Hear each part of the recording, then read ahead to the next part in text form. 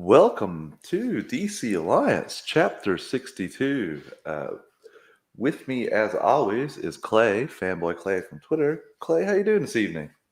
I am doing great. How are you doing, my friend? You've been gone for a week and a half, a week. So, Yeah, how was all that? a lot of moving. I had to mow the lawn today. That's something that I haven't done in so long. It was excruciating. My girlfriend said I should have did it in the early morning. She was right. I did it midday. Complete mistake. Besides that, getting settled away, finally starting to put some things up, a lot of comics. Uh, that's about it. Oh, I have my second dose appointment tomorrow morning. Yay, vaccinated. So come on with everything that comes with that. I mean, I'm still vaccinated, and then I'm seeing all the cases here in Texas, and I'm like, yeah, no, I'm still staying inside. Oh, I'm still going to wear the mask and do all that stuff, even though I think we got our first three cases in, I want to say almost a month. Uh, Yesterday, it was one person from outside of the province and two people from outside of the country. So there was no, so they brought COVID in. Come on in, come bring COVID in. So a little nervous about that, but besides that, I was going to adhere to those things like never caught it before because wash hands, keep your mask on. It's really weird in theaters, Clay. Not gonna lie, even here for me. So I can't imagine.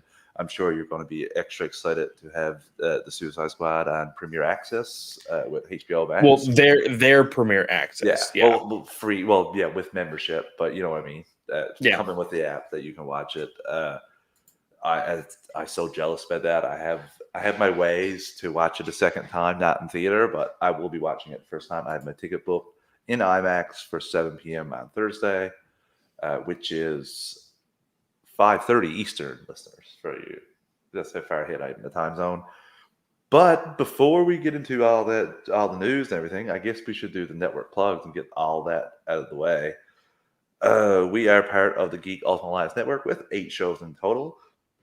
On Mondays is World's Finest True Believers with Chris Belga. That rotates bi weekly with Ranger Alliance with Clay and rotating guest host.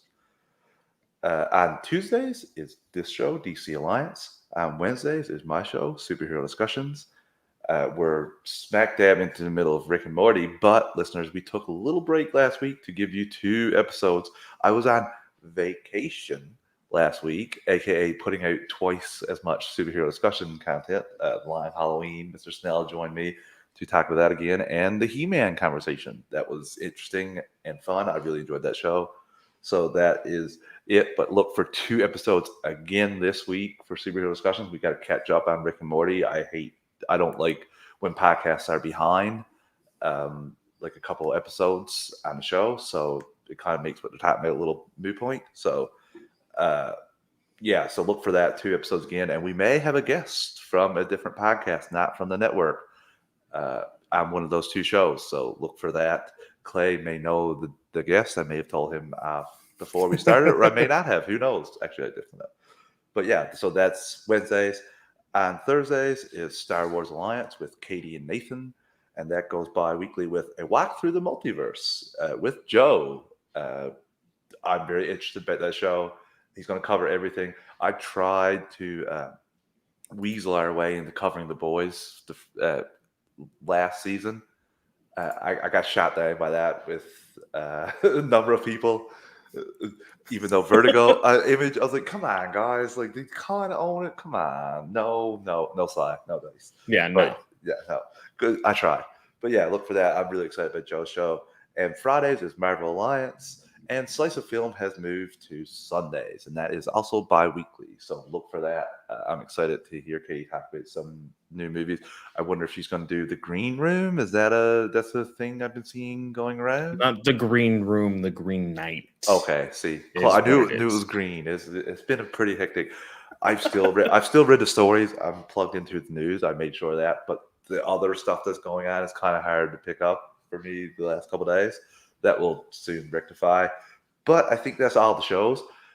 DC Alliance goes live on Monday nights on the Geekverse YouTube channel, and Marvel Alliance goes live on Thursday nights, as far as for now anyway, on the Geekverse YouTube channel. I always got to throw that shade. Uh, We also have a Patreon, 2 tiers, $1 tier and a $5 tier. The $1 tier is basically a tip jar, like what we're doing, you want to help us out. And the $5 tier is where you get your extras, every episode's early access episodes, and Patreon exclusives. I know that we were really excited to talk about the last Ronin in the middle of August. Yeah, Kevin and Eastman then said, no dice. yeah, no, we all knew it was gonna happen. Yeah, we We knew it joked. was gonna happen, and it did. It got pushed to September, and we'll see if it gets friggin' pushed to October. Chris says shade. I hear no shade. You need to watch Stargirl season 2, and you will hear a lot of shade. So that is all that. Uh, we will get together. Last Round Crew will get together whenever that comes out. I know that we're going to be recording some more Patreon things this month, but I'm super excited. And also, one other programming note, listeners, we are recording the Suicide Squad movie review on Saturday night, and we will be putting that out probably Sunday morning. And we will not have a regular scheduled episode next Monday. We will just let that movie review breathe for a couple days, and we'll take a much needed day. Clay will take a much needed A much needed 2 hours off because he's definitely podcasting because I do before, everything else. after. Yeah, Yeah, you're always podcasting exactly. or in school. So yeah, we're gonna take a little that week off and just let the movie review slide. We're gonna love to hear your thoughts. We're gonna get a tweet out there, and we want you to interact. And I think that's it, Clay. Oh, one other note. I am making my way through Superman and Lois. I will be ready to discuss that on the date that I did say.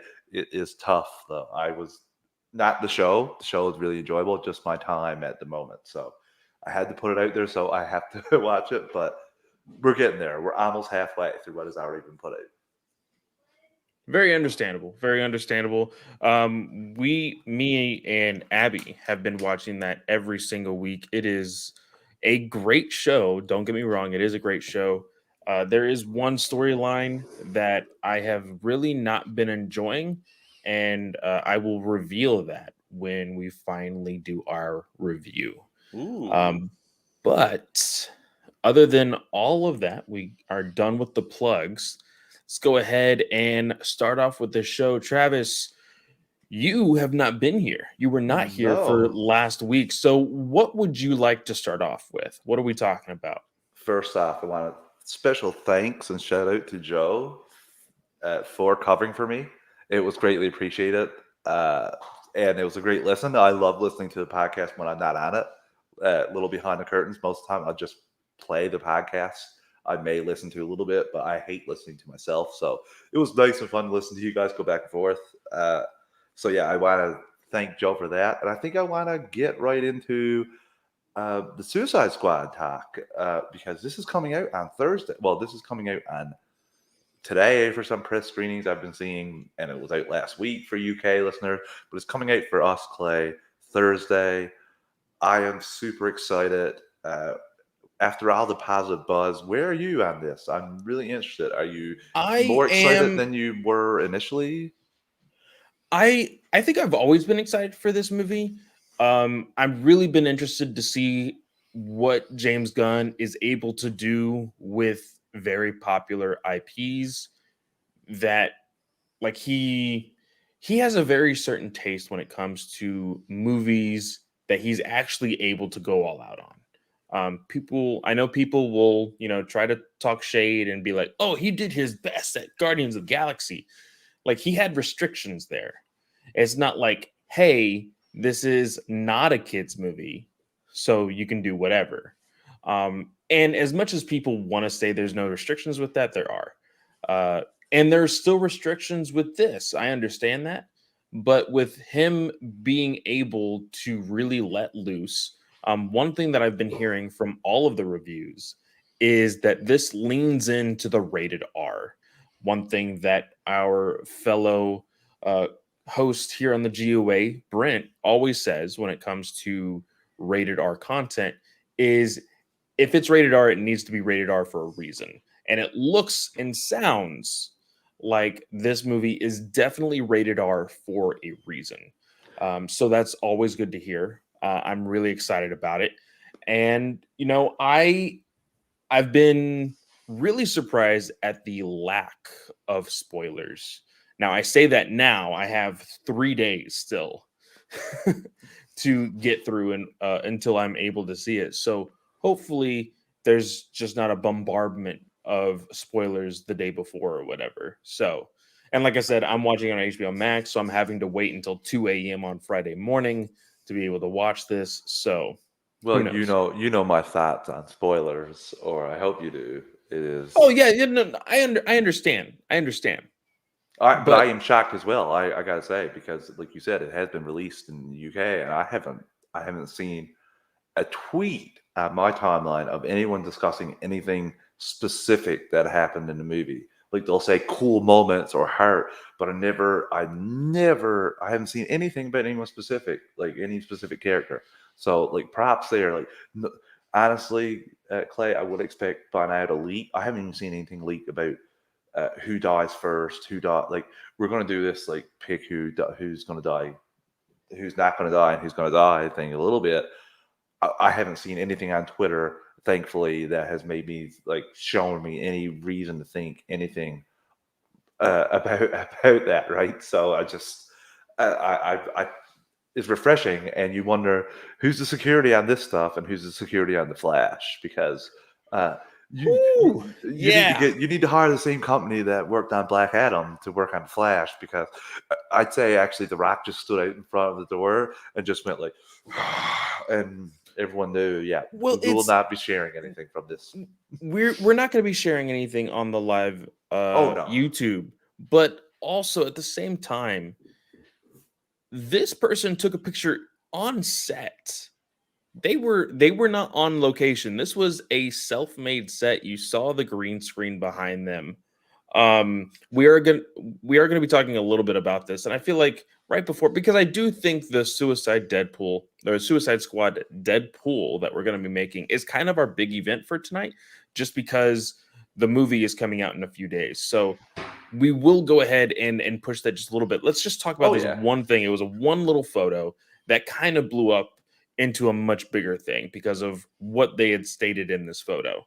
So some nobody in my mind just decided to throw this picture down and say that it was his photo. And when you see it, it is the actual suit that Urza Miller will be debuting in his Flash movie. Now, of course, I do not believe this is Urza Miller. That body type does not look like him whatsoever. I'm not body shaming. I'm just saying if you put him and Urza next to each other, you're going to clearly see a difference. In my wife's words, she looked at the photo and was like, I no, she didn't say recognize. She said, I saw that baseball butt from a mile away. It's a skin tight suit, guys. It's a skin tight suit. Um, it's I don't know if I like the boots design because like it kind of looks like a onesie. It doesn't really look like a boot, you know? It kind of just melds into the suit. But at the same time, my biggest thing it says you show the photo on stream, I'll suspend Clay again. Yeah, yeah, sure. Yeah, whatever. Oh, speaking of, since he's in the chat now, I will go ahead and say this. Snell is doing a really great job over there at Geekverse. He is holding down the ship while his other co-hosts are gone and away. But my God, does that dude have a freaking ego? Freaking calling himself like this is now the Travis era of the Geekverse, and like basically telling everybody on his early morning stream that he doesn't need any co-host, that he could just basically throw them away. I'm not going to get into any of Like this. I'm going to that. stay firmly away. But I'm just saying. the one comment is I've watched a lot of Geekverse. If that before wasn't the era of Mr. Snell, like I don't know how much more we like. Is it just because Now, he has no co-hosts? it is very convenient. Yes, it's very convenient that right now his co-hosts are getting married. Some of them are going camping and other things. So he has these things called thought bubbles and whatever, clever name, whatever. It's because it's a comic book related stuff, whatever. But he went on live this morning and legitimately said, like, because I mean, he is quote unquote the godfather of the GUA, one of the GUA. And so I'm like, hey, you know what? I'll support him. I'll still watch his stuff. Yeah, we may clash several times because we don't agree on everything. And I think it would be kind of boring if we did. But then he had the audacity to just say, oh, yeah, I don't really need those guys. We could just throw them away. And like, he's like, oh, I should just get the Patreon people to co-host with me. I'm like, those are like some of your best friends that you've been co-hosting for 6 years. You just had your 6-year anniversary and you're able to just toss them like that. Snell, I'm disappointed in you.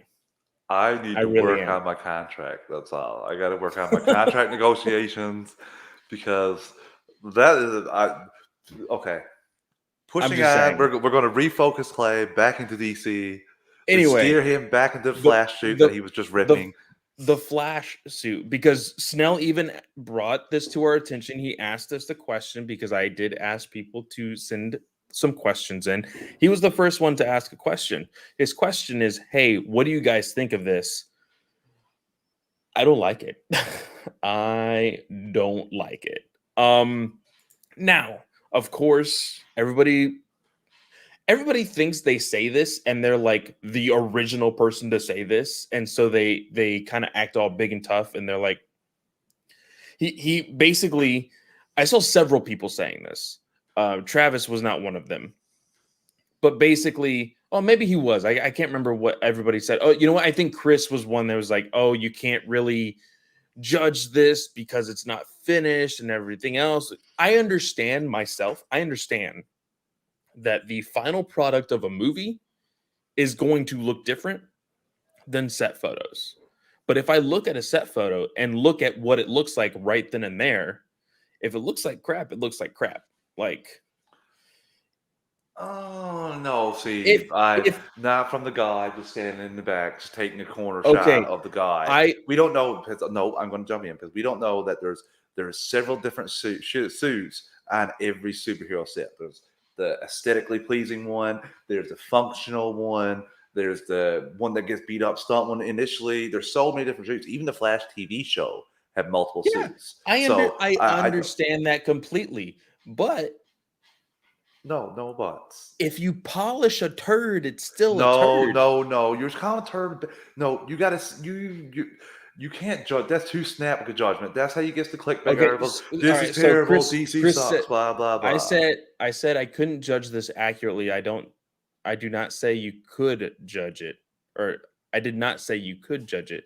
It's all subjective. Ding. No, see, and that's what I'm saying. That's what I'm saying. I understand that when I see something final product, I'm gonna say, "Holy crap, that looks really good."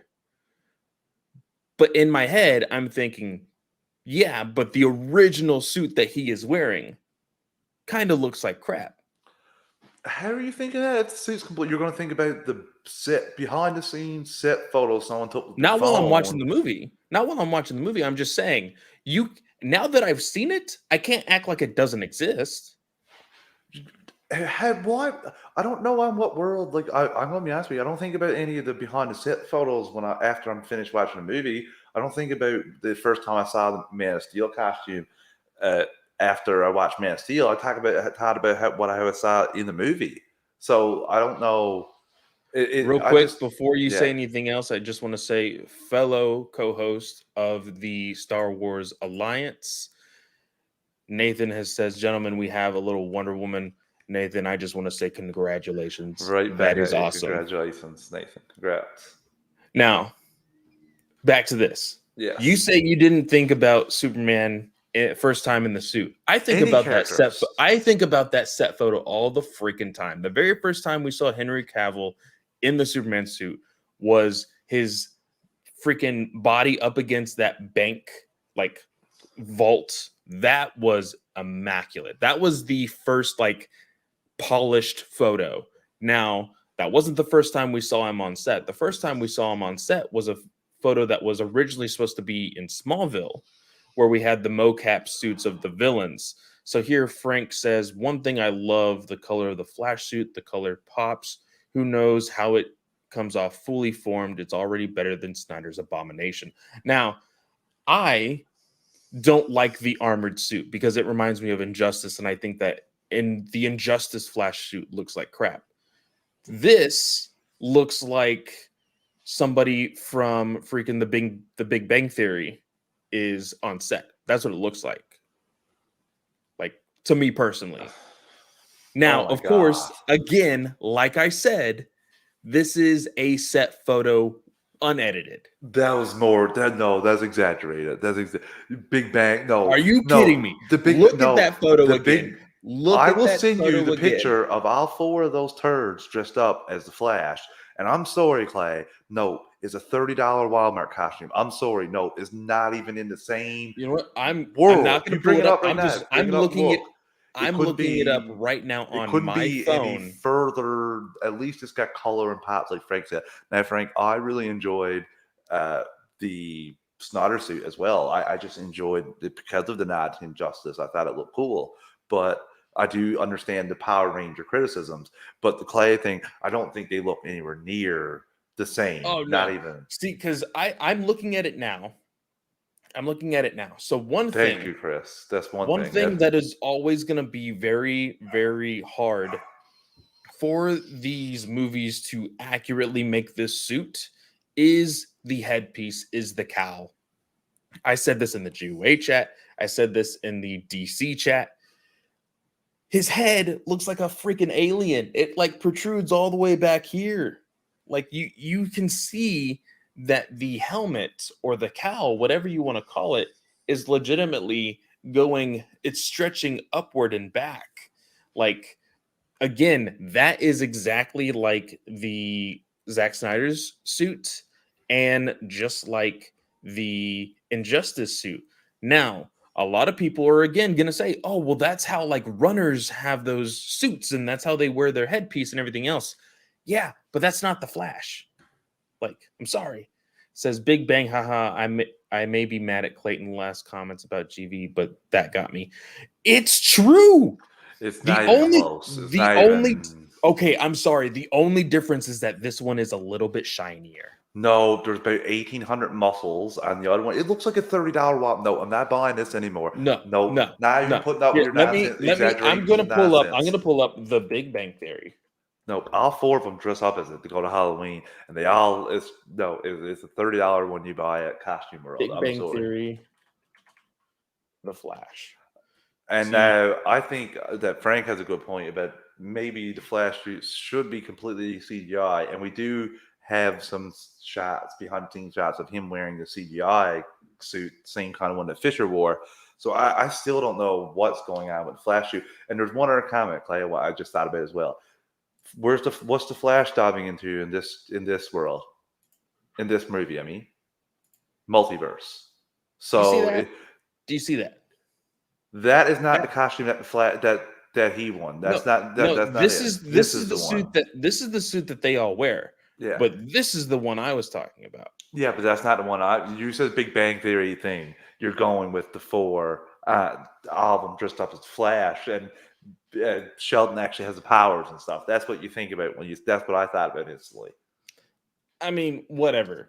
Okay, This is the no, one. that one is yes, that one I'll agree with. It's pretty similar to the one we This saw, is especially the lightning bolt belt. Yes, yeah. yeah, but the So other, will you agree with me? The other one, the picture I was talking about, is nowhere near the same. Come on, no, it's not freaking like foam. I yeah, understand that. It's yeah. elastic, but it's really bad elastic. Well, that looks like the same kind of. I'm pretty sure now. I don't want to be 100%, And the but I'm scary pretty thing is, sure they use the same costume designers for Titans, for CW, and just increase the price if it's going up on like the big screen.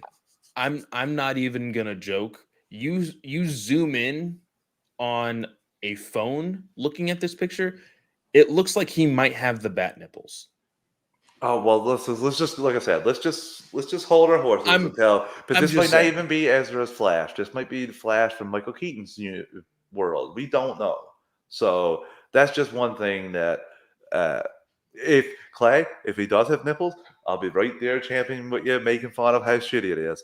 But like I said, this could even be Grant Gustin with his new and improved suit from season 8. We don't really know for sure because like it is a possibility. I doubt it, but or this could, like I said, it could be the Flash from Michael Keaton's world, could be the Flash from Sasakae's world. We don't know if Sasakae and Michael Keaton are in the same world.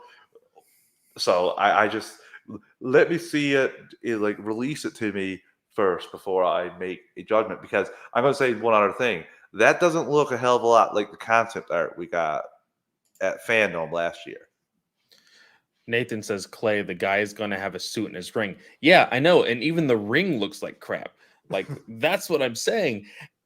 And again, I know this. I It looked know different the that when I second time we watch the saw it. movie, Yeah. when I watch the movie, it's going to look different. I'm not stupid. It's called movie magic for a reason.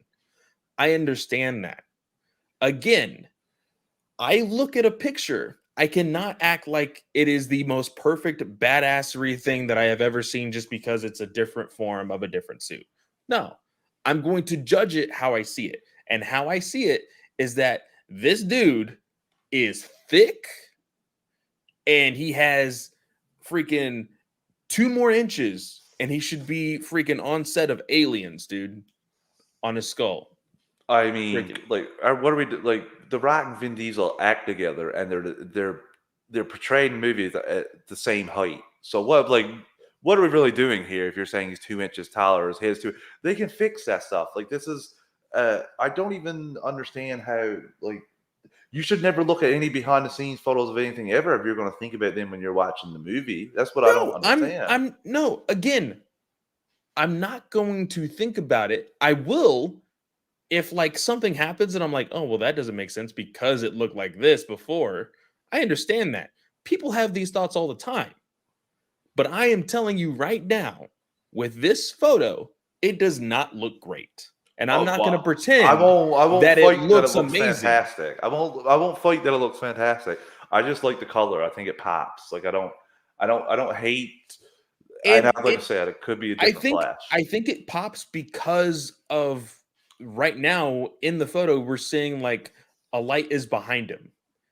The only problem that I have with it popping is it looks way too rubbery from what this picture is showing us. Now, again, this could be very low res. Again, I'm judging it how I see it, not how it could be, not how it is in person. I'm judging it from the photo that I am looking That at. you're not supposed to see. That you're not supposed to judge that costume from that point right now. That's another thing that we got to take into account.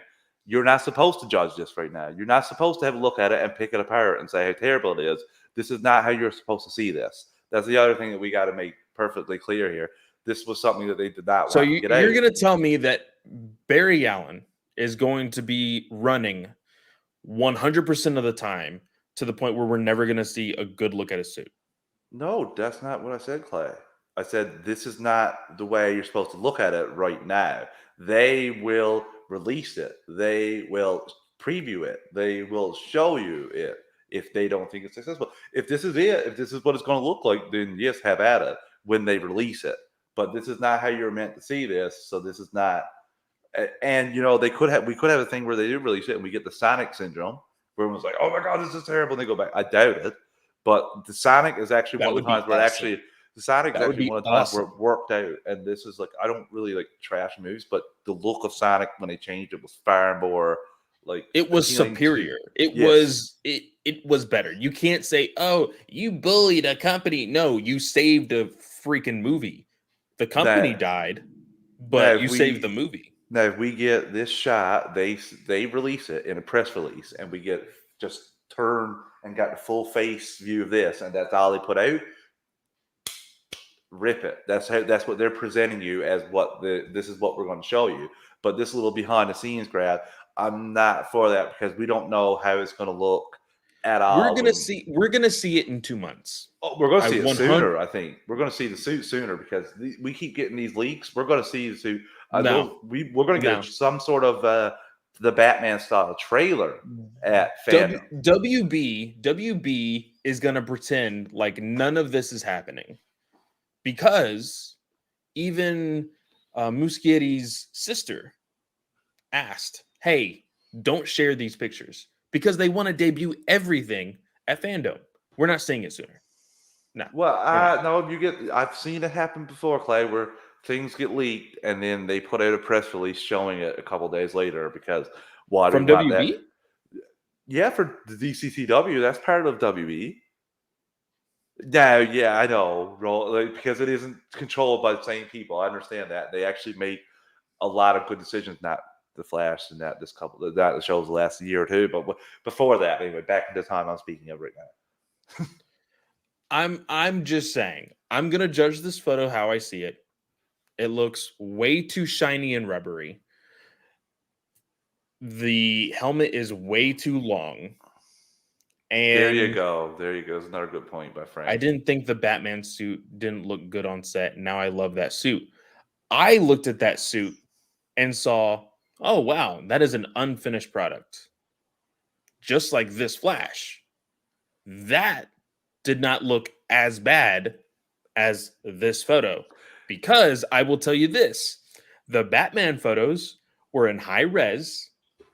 They were almost perfectly high res. Yes, I will show you a high res photo Oh right yeah, now. when he okay, are you forgetting how much it got ripped apart when those pictures leaked? The way he looked first, he got Yeah, do you that know was why? Do you know why? because people thought it looked terrible. Because all those freaking Ben Affleck lovers were like, "This is a Ben No, Affleck suit. Clay, Why is it Ben Affleck if he's not wearing a suit?" I have more of those people blocked than anybody on the Exactly. network. So And you're not I saw it from regular people. People were just complaining, saying it looked awful. People said it looked just like the guy that the Dark Knight wrapped up said, "I'm not wearing hockey pads." That's what I saw. A lot of that crap. Oh, That's look at the guy hilarious. from wearing hockey pads. The same I guy. saw more people ripping the motorcycle than I saw ripping his But I suit. saw people like you'll see that, and then we get the Phantom trailer. Oh my god, this Batman's amazing! This is crazy! Oh my god! Ah. So I'm just saying, like I know you may judge it like that, but I just think right now you're not the only one with this opinion. Like you're in the majority right now. I haven't seen. It's not kind. It's not like this is the greatest Flash shoot I've ever seen. That's not what I'm hearing. I'm hearing like colors popping, but I'm not like seeing anything like, oh, this is the best thing since sliced bread, because it's not. I'm just seeing not the same level, but maybe that's because Flash is not on the same level as Now Batman. I will have to go back. I will have to go back because there is a video, very short video. I think it's only like literally 4 to 5 seconds long that shows the mocap suit Flash Yeah, costume that's outside. They do have a cowl on that actor. Now, I want to compare that cowl to this suit to see if it's two different suits.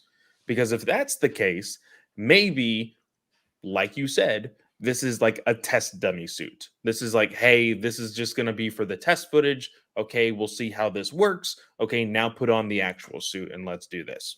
or You're this is yeah, 100% right. It or could be this could be one of like a those things. CGI thing. This is going for CGI. This is where we'll put in the same CGI suit that they have. Bro, they made a starfish look good as hell. I have faith. That is a completely different movie, sir. And that term on the Completely different end, movie. me and Clay are in lockstep that we don't have that right now with this company I that have controls the property. I have faith in my judgment of the company Yeah. and nothing else when it So, comes to DC films. Clay, I think we should take our first break after that lively Yes. discussion, which was great. So of course we do have ads. Nobody has really been complaining about the volume, so I think you should be good, but we will go ahead and give you a 3 count just in case. And then we will be right back. Ready? 3, 2, 1. And we are back. So, with that post from that random nobody who posted this photo, he claimed that Superman was going to be in this film. And then later, he confirmed, quote unquote, confirmed, or should I say, not confirmed. He doubled down. He doubled down on the fact that Cavill would be in this movie. Now, Hmm. I said this in our GUA chat. I'll say it here live. When it comes to Cavill and DC films, I will not believe anything until I see a set photo. Until I see him either on a set photo or on a press tour, basically saying, "Hey, I'm in this film." That is the only thing I will believe. Oh, you went dark there, Travis. I cannot hear you whatsoever. So, hopefully, Hello? I can hear you now. Okay, I don't know what's going on there, but ooh, everything okay now? Yeah. You're Okay. good. You're good. Well, we don't have, like I was saying, we don't have to go over the graveyard of development projects for DC because we'll be here all night. I'm still waiting for my Nightwing movie. I think Chris McKay is as well. Yeah, McKay can just keep dreaming. That's not going to happen. I'm sorry. Yeah. But yeah, I'm with you. I don't believe anything until I see it. When in terms of DC, look at this Flash movie, for example. This was announced back during BVS days, and we're just getting 2013. this now. Yeah. So yeah, I'm gonna hold off on that. I don't put any stock into what Umberto says because He's a douche. well, not only that he's a douche, he's part of the people that said that we were never getting the Snyder cut, never going to happen. He was saying that like a month before, so he was saying that the whole time they were already having discussions and planning and all that. So I just some things he knows, but those people that never admit that they're wrong, they lose they lose out for me. Now, I will say this because, like I said, I watched Snell's little thought bubbles this morning, talking about how Campia at one point was kind of right at the whole Snyder Cut thing. When it comes to scoopers, here is how I take it. A lot of these scoopers, and you can say, "Oh, well, they're all fighting to like be the first ones," and that's their whole thing, that's their whole gig. If you try to act like you're some sort of big mafia dude and my word is better than yours because basically I get to say whatever the fuck I want because I think I'm better than you, then I'm not going to listen to any of your shit. Like, that's the truth. If you're right, you're right. Cool. It's a freaking comic book movie. Like, that's what it is. And I'm sorry. Freaking Casey Walsh does it. Umberto does it. I've seen some high class scoopers that don't freaking try to be like, "Oh, I'm gonna try to belittle you because you don't believe me." Who fucking Multiverse, cares? Who fucking multiverse. cares? No. Who fucking cares if I don't believe a scooper? Who cares? Nobody does. But if I say that to Umberto, he's going to be like, "Well, now I have to freaking defend my honor. And I'm going to say whatever I can to try to belittle you because I'm behind a screen on my phone." That's what these scoopers will do. I don't see And Umberto it's fighting with pathetic. everybody or anything like that. I see it scatter time, like he tweeted, "No, it's not happening." But like I said, he and with Snell saying that about Campia, Campia was. I bet you I could go back and find videos since November after the hashtag when they called and said, "Do you want to do this?" I bet you I can find tweets from Umberto saying he's actually saying, "This is never going to happen." Studios saying this is never going to happen. Blah blah blah. So sometimes they're right, sometimes they're not. Because Umberto does have some sources in WB that's not true. He has been reporting stuff. He does get to see stuff early. But I like you said, I don't take much with most scoopers with a grain of salt. Like Murphy's Multiverse for Marvel, I'm 100% all in on because they don't post things to be first. They just post things that they hear. They don't post everything. They just post. I really trust them. And they And retract their yes, statements. yes, Yeah. which is done. And even Mario Robles, who used to do scooping for Revenge of the Fans. He had stuff right like the Long Halloween voice casting a couple of years before it was dropped, but he was wrong on the Army Hammer being Batman. So wrong on Army Hammer being a lot of things, but he was wrong on Army Hammer being Batman. Doubled, tripled down on it, was wrong, and admitted it, but was never really did the scooping thing ever again after that, which kind of sucks because, in my opinion, you thought it from your sources, but you admit it to us. I was wrong on that one instead of being like your grace, which is okay. I was wrong 78 times out of 85 yesterday. Who cares? Give me another 100 things I can say today. Oh, I got 4 right today. So and here's another one. So Frank says Illuminati has gained my respect recently. One that I have been following since like his early days, and sometimes he's wrong, sometimes he is dead on. He doesn't really argue. He will correct people if they try to quote him wrong. But Daniel RPK is somebody who is the one kind of dishing out the scoops. You know, he doesn't always do it himself, but he will dish it out because you see him quoted on a lot of scoops. So in this regard, when this person said that Cavill was in The Flash, Umberto was like, no, not happening. Right now, he is not going to be in any DC films at all, which is contradicting to what I believe Ramos had exclusively, or I don't even think it was him, but he piggybacked off of it. The fact that the last contract update that we got from Cavill was that he was going to be Mr. Cameo Man, that he was just going to cameo in a whole bunch of movies. And that was going to did we get that updated from Cavill himself? I don't remember if it was Cavill himself saying that. Yeah, I don't think I've ever heard of that. I think it was the Variety article from like when. No, well, that's what they were speculating what they were going to do with him. That's not like no, that was never confirmed because he only had one appearance left. That's what I'm saying. That's what I'm saying. That was the last like contractual update, quote unquote, that we as just normal civilians were getting. From the last thing we know, as far as we know right now, the WB has one picture left on Henry Cavill's contract if they choose to use it or not. Yes. That could be an appearance in anything. It was possibly Shazam, where we heard that Henry Cavill didn't want it to be just that one little off and then he was done. So, but who knows?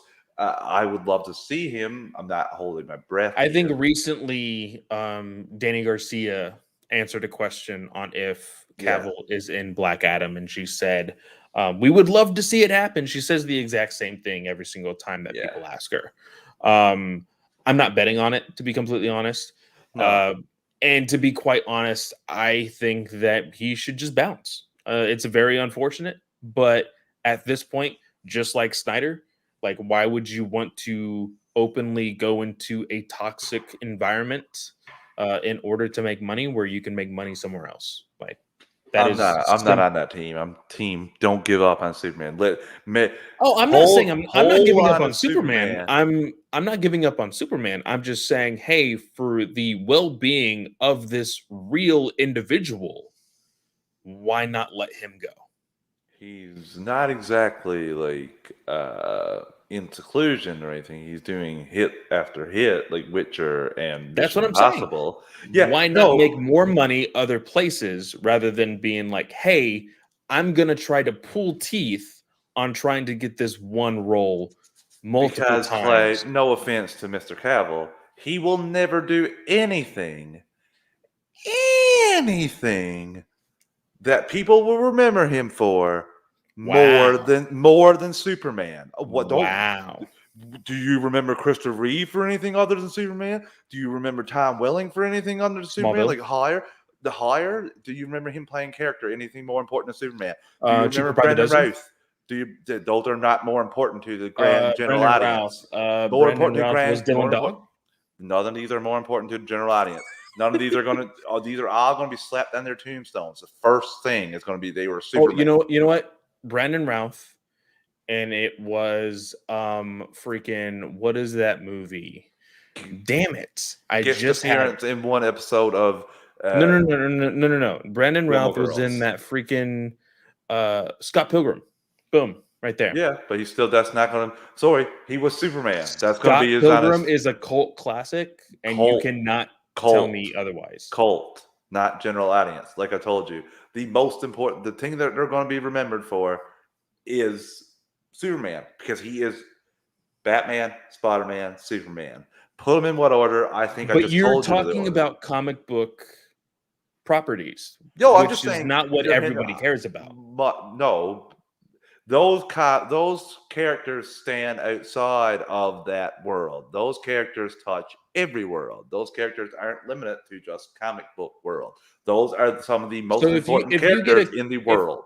if you get a casual viewer of films and they just so happen to watch more Mission Impossible movies than superhero movies, and you ask him, "Hey, who's Henry Cavill?"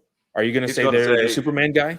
you're going to sit down watching that Mission Impossible movie with that guy, and you're going to say, "Oh, cool! I didn't know Superman was in this movie." That is what he's going to say because everybody knows him as Superman.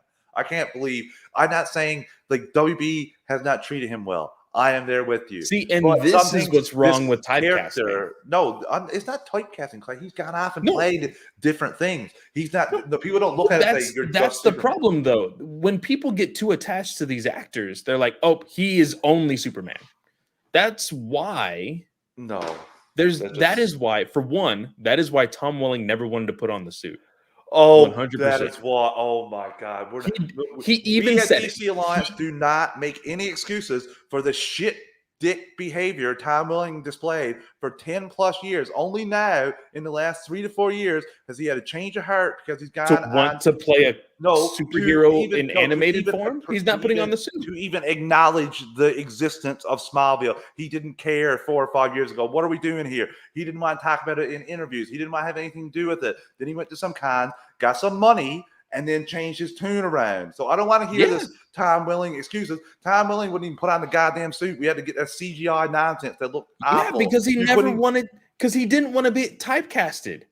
The same thing goes how did for that work out for you, Mr. Welling? Tell me all the hits and every fantastical thing you did. Though, no, I'm sorry. That was you got something that millions of people would have killed for. And he went on for 10 years on Smallville. Never wore and suit, because of it, he didn't get a job because everybody's like, "Oh, no, you were just on the spoiler, CW Clay. He didn't get a job, didn't get those jobs because he wasn't good enough. That's the spoiler. That's the thing. If he was better, he would have got jobs. That's no different than any other actor. If Henry was better, maybe he would be Superman. Witcher, Mission Impossible, going into another franchise now. He's right. Good. I'm asking if that is your argument, then are you saying that Henry isn't good enough to be Superman? Because if he was good enough, he would be Superman. He is Superman. Are you sure? Yeah, I'm sure. I haven't seen anybody else play Superman. When's his next movie? I don't know. When's the next Wonder Woman appearance? We just got Wonder Woman movie. We don't have time. When's the next? But Wonder Woman 3 with Gal Gadot is already in the talks. In the talks, yeah. Is Henry Cavill as Superman in the talks? I don't know, but I just know that the last Superman I saw in DCEU only a couple months ago was Henry Cavill. And the last Superman I saw before that, only 3 years before that, was Henry Cavill. So, like I said, all I was saying for the point was Henry Cavill should hold on to that Superman role until they say, "Hey, we have a new Superman." That's all. Don't just go on to Variety and say, "Yeah, I'm not doing Superman anymore." Just hold on to it because that's what he's been doing because he loves the character. I know that some things are mad, like, oh, it sucks. Like, sports example for you. Sometimes you love the team, the community, but you hate the owner, the guy that signs your checks. Sometimes you suck it up for a year or two, but ultimately you kind of get to where you're going to, where you get sick of it and leave. Ultimately, when the people up above you treat you terrible. But anything and everything you heard about Henry Cavill playing Superman, it's different. I haven't heard him speak about that with any other role he's ever played. I haven't heard him speak about that. Just about how much reverence he has for the role, how he never. I'm not saying that he doesn't like the role. I'm No, not you're just. saying that I'm just saying whatsoever. that he'll never get a more iconic role. That's what I will stand there, and I don't think that's a very outrageous And I don't think that's statement. very fair for the actor. I, j- I know it's not, but life isn't fair, and you got to play Superman. There's But never going to be that is what Toby I mean. Maguire. And Toby Maguire, for example. You're this is never going to have no. another Hey, iconic hey, you've character. had plenty of time to talk. You have Yeah. plenty of time to talk. You're just. Let me just say this.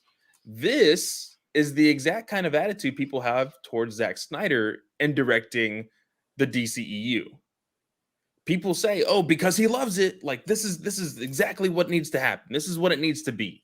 Yes, that is the exact same kind of attitude. And this is the exact same reason why I think that the HBO Max Val Zod Michael B. Jordan show is a good thing because it's a different reiteration. A different person gets the chance. And I'm like, again, I'm not saying Henry doesn't like the role. I'm not saying that. But what I'm saying is WB doesn't want him. So WB isn't going to have him.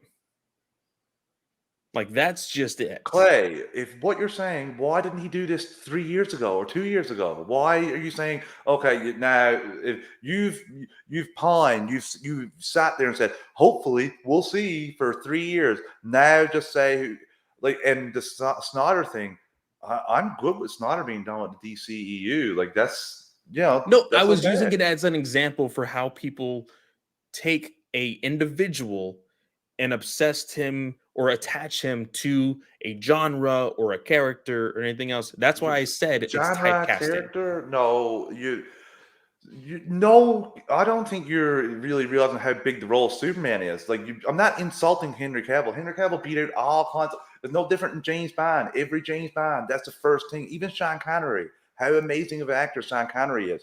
The first thing he's going to be remembered for is James Bond. That is it. I'm sorry, and that's the same thing with Henry Cavill. I'm not insulting Henry Cavill. That's amazing. Not too many people will But that ever is get to in that height. your opinion. That is, if I asked 100 people, I'm solidly confident a 80 plus majority percentage would say that. I'm solidly But convinced what about most the other people. 20%? There's okay, I would go even 90, but that's yes, you're going to find people in this world that don't know him, but majority of people in this world are going to think of him and going to know him as Superman. I don't understand like how that's a crazy thing. I'm not insulting him. He's not going to get a No, more crazy role. That's not insulting to the actor. That's props to him for getting that role. No different than RDJ will never get a role more iconic than Iron Man. That's the same thing. I'm not saying anything different than that. And that I don't think that he should give it up if he thinks that he can still play the character. That is all I was trying to say, because it was not like this is the most iconic. You took offense to me saying he will not play a more iconic role. This is the role he will remember for most. Uh, Me saying he's going to remember for Superman, playing Superman in 1, 2, 3 movies the most, and you're like, that's insulting to the actor. That's typecasting. No, you reached the top of the top in terms of characters that you could have played. And that's so you're bravo, saying sir. that he cannot play any better character than Superman. I'm not saying he can't portray a character No. better.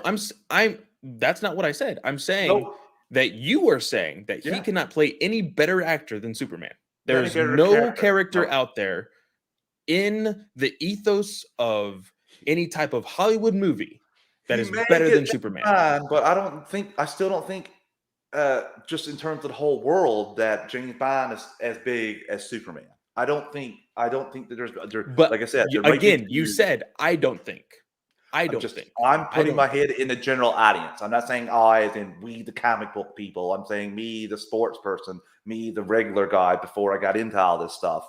Just saying you see Superman more than you see James Bond. That's just my thoughts on it from everything I've seen in this world. I just think that like Cavill's God, yes, I know. I'm just thinking he'll never play a more iconic role. No offense to Cavill.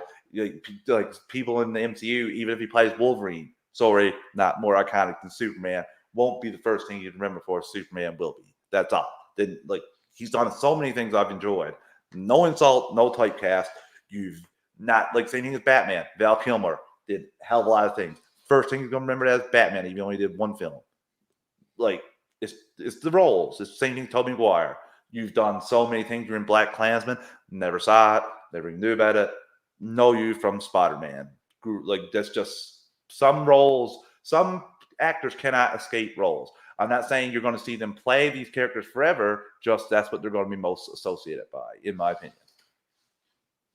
That's all. Just I don't. I want to see more of him play. I really do. But I understand if he goes. I just don't think. Like, I think if he thought the way you did, he would have gave up the character a little like a while ago. I think that he Well, it truly says knows how here, much it's like.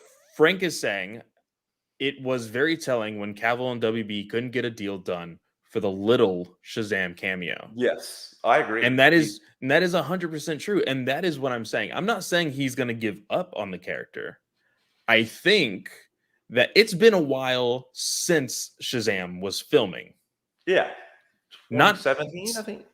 It was filming through, I think, 2018 or 2017, 2018 with the release of 2019 was when the filming was going on. So we see him, quote unquote, at the end of Shazam, and everybody called it bullshit. And then Sandberg said, "Oh, well, we wanted it to happen, but it just couldn't happen." Like, that's your first sign.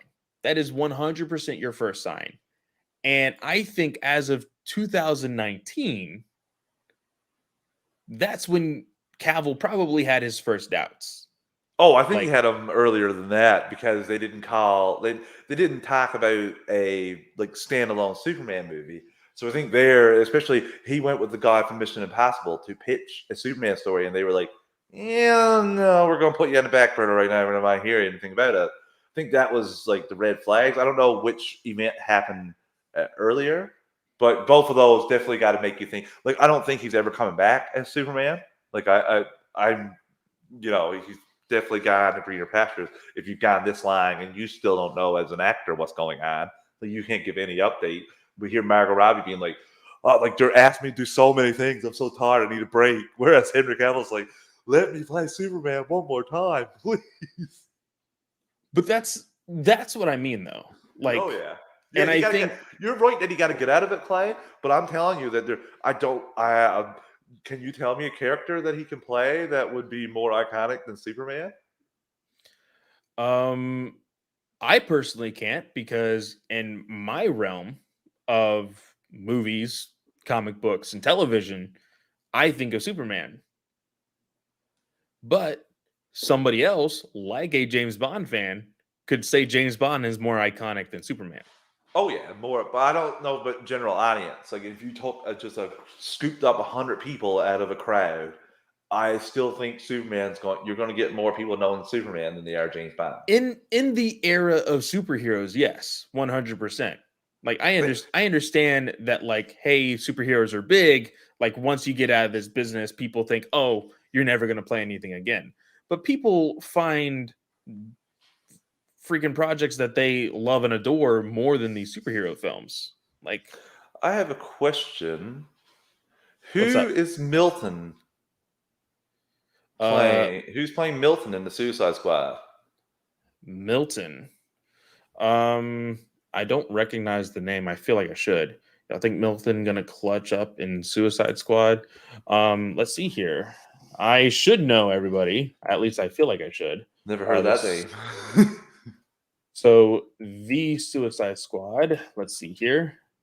Milton. Why does that name sound familiar? Let's see here. 2021, not freaking 2016. I don't know who Milton is. Who's Milton? We don't know who Milton is, Marcus. I don't know if you're getting like a autocorrect or something, maybe. Well, I'm afraid to like look at too much stuff on Google because freaking the movie's already out and people could be talking about this stuff. Oh yeah, dangerous game there, Clay. It's a very dangerous game. And if Milton is a character that friggin' is important to the movie, yeah, I don't want. It says Julio Cesar Ruiz is playing Milton, but I am not familiar with the character whatsoever. So, Marcus, I do apologize. I have no idea if he's going to clutch up in Suicide Squad.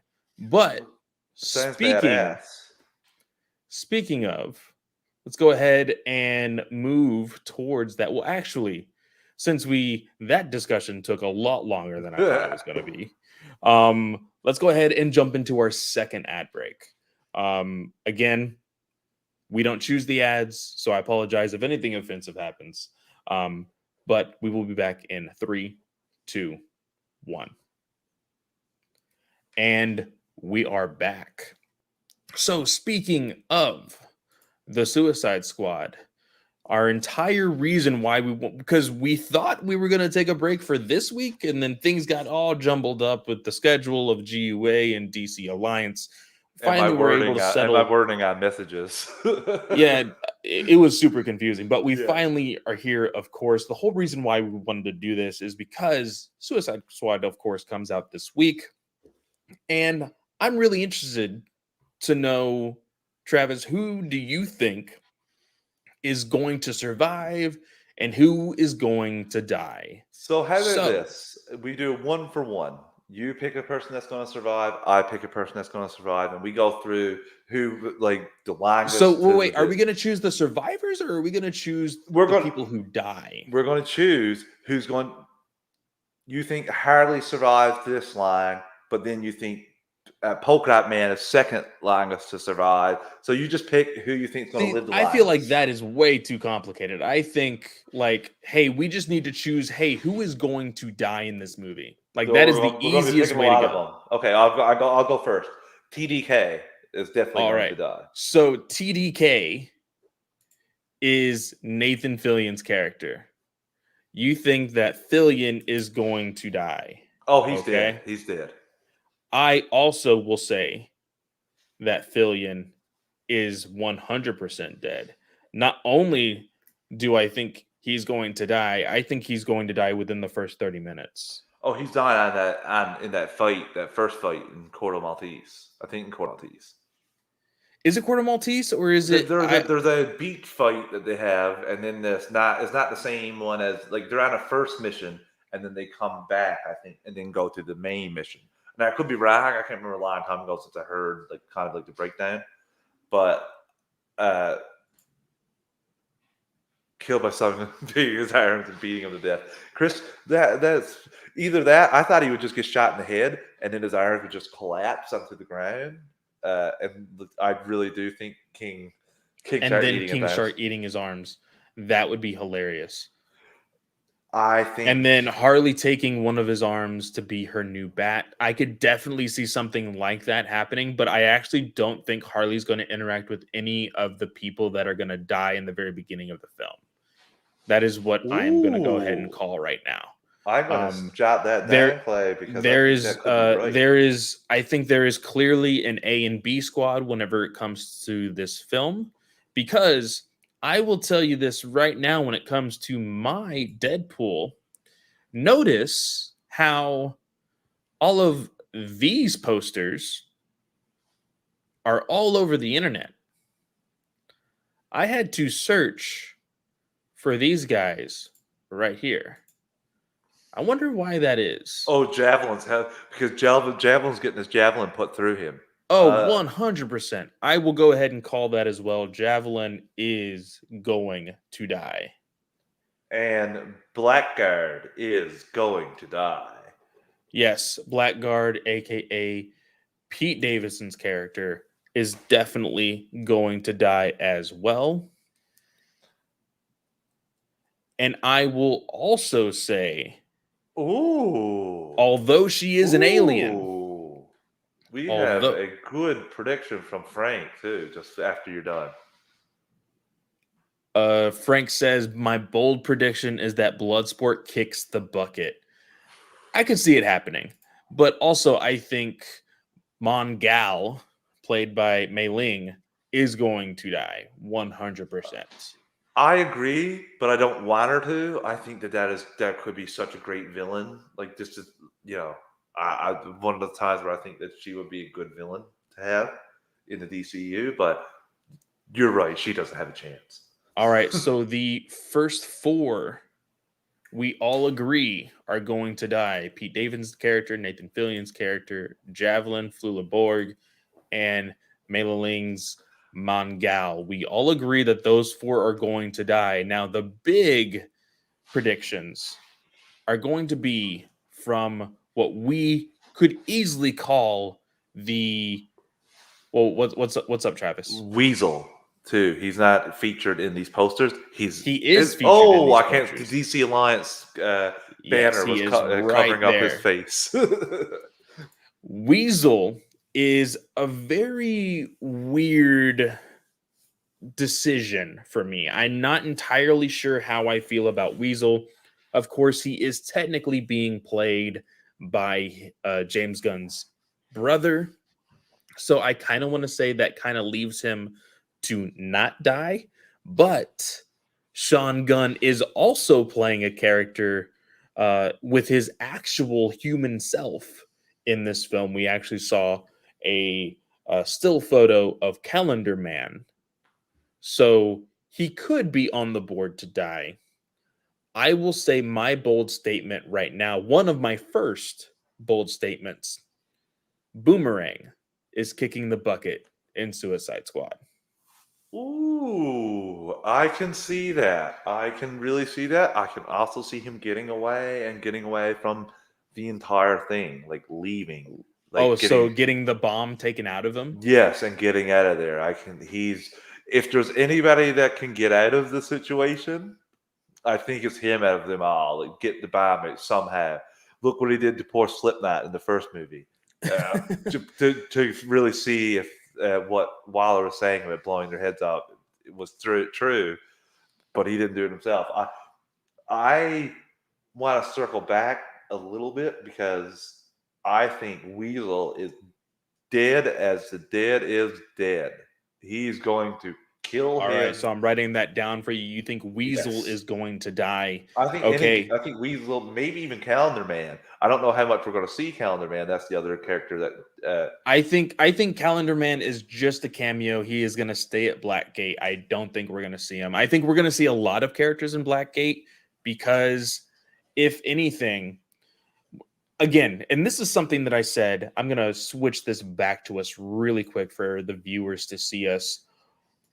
I didn't get in an actual like argument with this individual. I just saw somebody post on Twitter saying that like James Gunn is our Lord and Savior that's going to save the DC. I saw that. That was a good post by you. And I went ahead and quote tweeted it, and I said this. This goes for not only the DCEU and DC films at Warner Brothers. This goes for Marvel and Disney. This goes for Star Wars. This goes for all of your big franchises. Nothing needs to be saved. Nothing. Why? Because these are individual projects that we are supposed to enjoy as individuals. Yes, we can critique them all we want, but that's just how it is, okay? James Gunn is not a Lord and Savior. He is not an omnipotent being. He is not saving you in the apocalypse. I'm sorry. It's just not going to happen.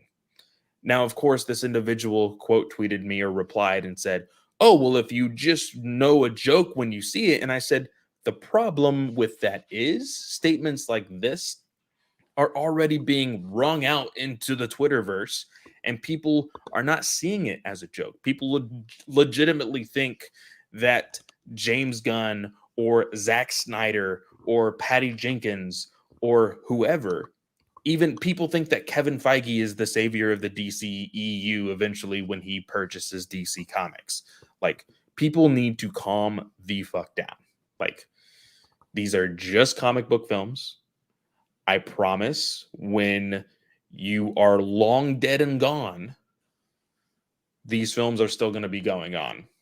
And regardless of whoever you think is your Lord and Savior, Kevin Feige, or freaking Hamada, or James Gunn, or Zack Snyder, they're going to be long dead too. So. Just putting that out there. Optimism and bright I'm just saying. rainbows from Clay at DC I'm London. just saying. Like, people need to calm the fuck down when it comes to these movies. You Clay, know. you're 100% right about the people calming down. If I see a Zaddy thing where they post like in like the Jesus, oh my god, get a break. Like I really, some people make it hard sometimes to enjoy these things because you're like, no, not as crazy as those people over there. Now, Frank, I'm sorry, but if uh, Dwayne Rock Johnson comes up to me and tells me that to call him my Lord and Savior, I'm not going to say no. I And value my life, so and yeah, here's like the thing with Dwayne the Rock Johnson. He is a very charismatic person. He is not the greatest actor by any means whatsoever. He takes that charisma and he's able to make money with it. He showed everybody at WWE how to do it, and he took that and decided to take that to Hollywood. That is what is making Black Adam the money that it's freaking put inside of its budget.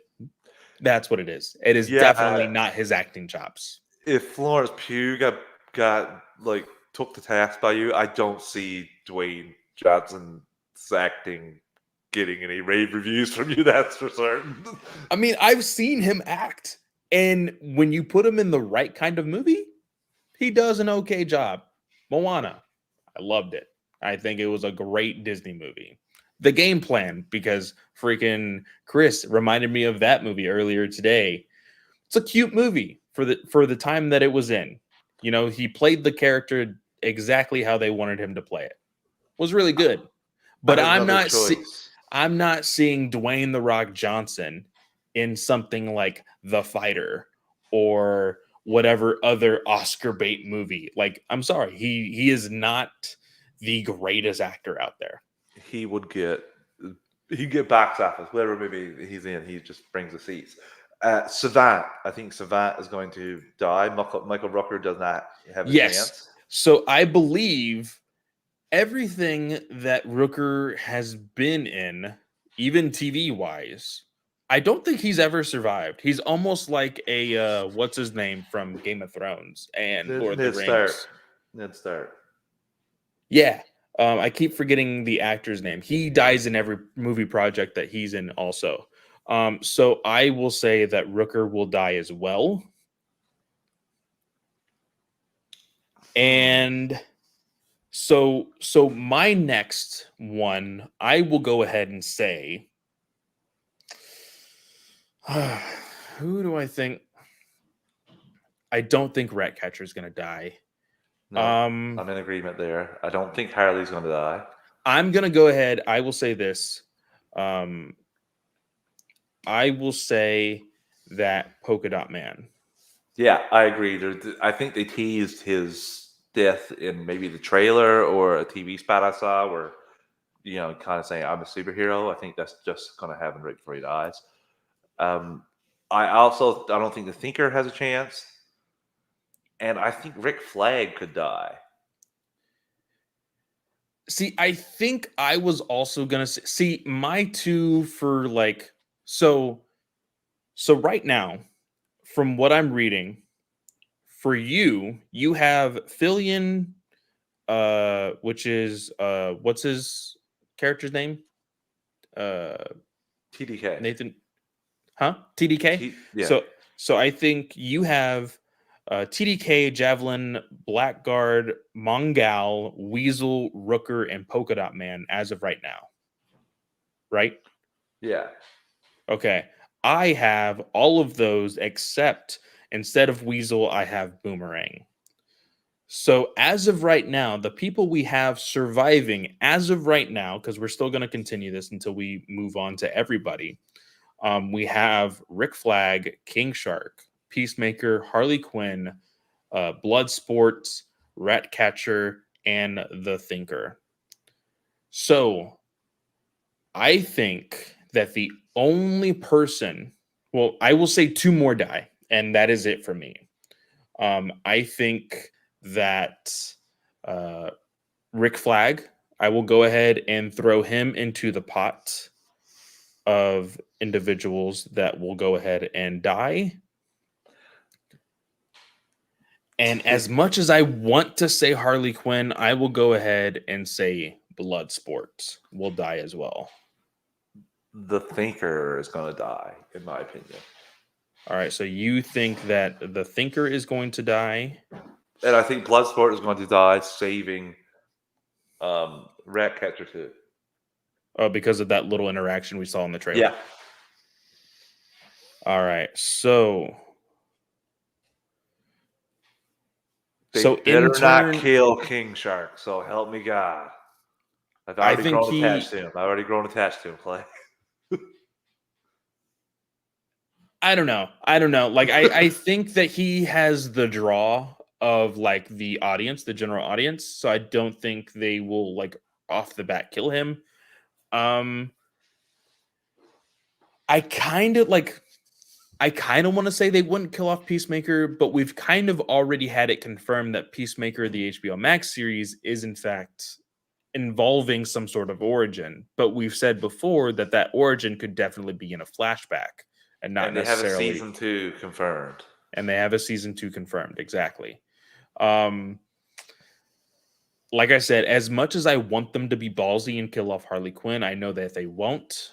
And then I definitely don't think they will kill off Viola Davis. So it'd be like having Hulkamania lose in like the 80s instead of the 90s if you kill Harley after that.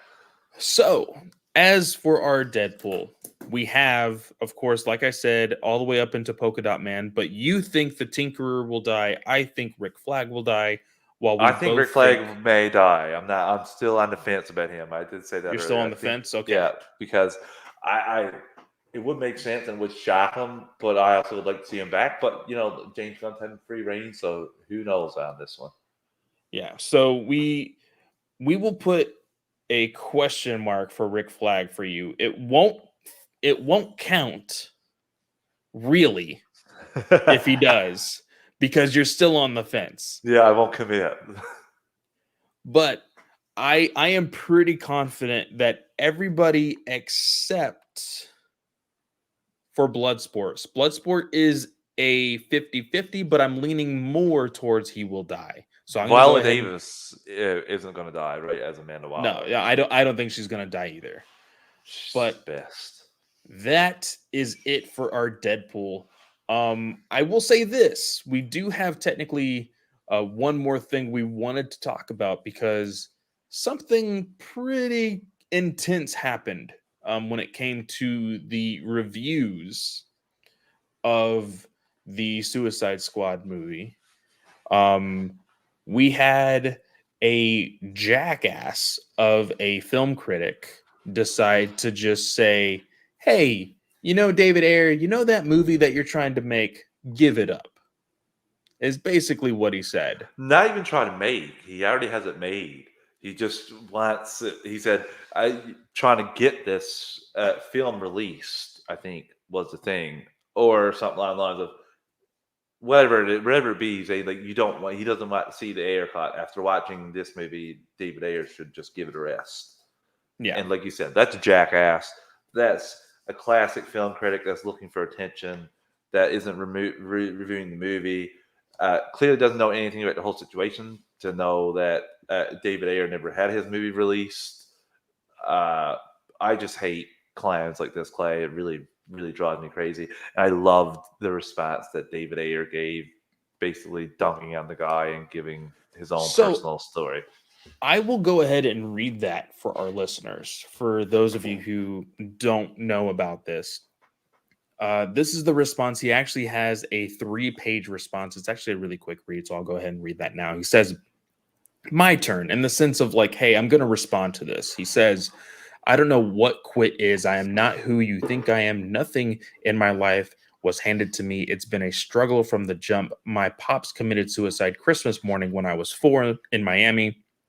And that was the beginning. Foster care, abuse, disruption, chaos. I went to more schools than I can count. That's stability. I was in South LA doing hood rat shit as a kid. Got arrested, LA County probation forever. Had to take the bus to Crenshaw and Exposition to see the Grand Lady twice a month. But that didn't stop me from doing a lot of stupid and dangerous shit. I was the kid everyone just knew was going to end up dead or in prison, and I was in the right hood for it. I've seen bodies, blood, heads busted open, watched people die, stepped over brains on the sidewalk to catch my bus, been shot at more times than I can remember, got my ass beat by LAPD batons, yo. One of the first crack houses in LA was on my block. I dropped out of high school and was uh, every day in the streets holding a wall up on the Dobega. Took someone dying in my arms, covered in their blood and vomit, to wake me up.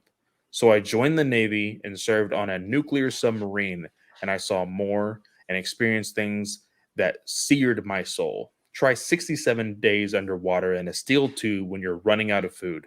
The Navy broke me, and the Navy saved me. I learned discipline, and the Navy gave me a work ethic. I lived in Somalia, Beja, Khalifas, bounced back and forth, worked any job I could after that. House painting, construction, electrician. I started writing screenplays because someone saw something in me that I didn't. Wesley Strick, thank you. You saved my life. I wrote and I wrote, and I got sucked back into the streets, smoking PCP and cruising in my old Cutlass. I didn't have a refrigerator. I didn't have a bed. I had nothing. Didn't fill my taxes for 7 years. I had no future. I figured I was just burning time until I caught a case and got locked up. That's where Training Day came from. I saw it happen, heard all the neighborhood stories. I wrote them down, poured my soul on the page, and when someone offered me $30K for the rights, I laughed. But Training Day was special. Of course, no one believed it at the time. The nice Hollywood folks refused to believe cops could be corrupted. Then the Rampart scandal happened, and yeah, they realized maybe it's real. Took years to get that movie made, and it changed my life. The lesson of that script: put your pain on the page. That is why I tell stories. I've seen life, I've seen people, I've seen the bad do good and the good do bad. I write about my life, my lived truth, and I take the risk putting my house on the line to direct my first movie. I put my life into Suicide Squad. I made something amazing. My cut is eccentric and emotional, a journey with some bad people who are shit on and discarded, a theme that resonates in my soul. The studio cut is not my movie. Read that again. And my cut is not the 10-week director's cut. It's a fully matured, edited by Lee Smith, standing on the incredible work by John Gilroy. It's all Stephen Price's brilliant score, not a single radio song in that whole thing. And here's the last page. It has traditional character arcs, amazing performances, a solid third act resolution. A handful of people have seen it. If someone says they have, they haven't. So yeah, should be clear by now. I don't have any quit in me. Never have, and why should I? Everyday breathing is a gift. I thought my story was going to end in a grave or a cell long ago. So these I'm living are bonus rounds. I'm so honored and blessed to have the career I do. Quit after my kids watch me come home every day after the studio takeover of the edit with my heart torn out. Who would I be if I quit? I've never told my side of the story and I never will. Why? Same reason no one will ever know what happened on my submarine. I keep my covenants. I'm old school like that. So I kept my mouth shut and took the tsunami of sometimes shockingly personal criticism. Why? That's what I've done my whole life. Real talk, I'd rather get shot at. I'm so proud of James and excited for the success that's coming. I support WB and thrilled that the franchise is getting its legs it needs. I'm rooting for everyone, the cast, the crew. Every movie is a miracle, and James' brilliant work will be the miracle of miracles. I appreciate your patience. I will no longer speak publicly on this matter. I want to say something really quick. So, he said on that last page that the criticism that he had, and this is very ironic because of the criticism that we gave a lot of people in the beginning of this episode. with the whole suit and everything else. People's criticism towards Zack Snyder, people's criticism towards James Gunn. There's a difference in having criticism and then having, like he said, surprisingly, shockingly personal criticism. If people have listened to me on all of my podcasts, you know, I despise Brian Michael Bendis. Despise him because of the work that he's done at DC. And everybody's like, well, if you talk to him in person, I bet you would change your tune. Yeah, the problem is I don't like the person, so I would never talk to him because I have enough respect for his work ethic. I know he's done great things at Marvel. I understand that near the end of it, he wasn't doing so great. But I'm not an asshole that just decides, hey, I'm going to shit talk every single person that I dislike. So when I have criticism here in this show, it's because I am passionate about a certain project, but that does not take away from the hard work that people are doing over there on that set or in a comic or anywhere else. So I just want to put that down right now because I know that I have been heated a lot of times on this show for specific things.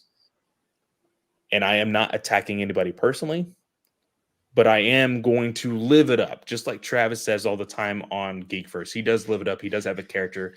We, as podcasters, need to have a show for you guys. I'm not saying that I'm personally doing this in order to like get people riled up. I'm saying things that because I am passionate about them. So just remember who is on the other side of your criticism. All right. That's what that worked well with getting me riled up about Superman. Apparently, obviously I kid. I was still that was really funny. But dude, he said he would rather get shot at than have the personal criticism that he got from people. Yeah, because Clay, he like he said, he didn't have any control. It's not his movie. That's the other thing.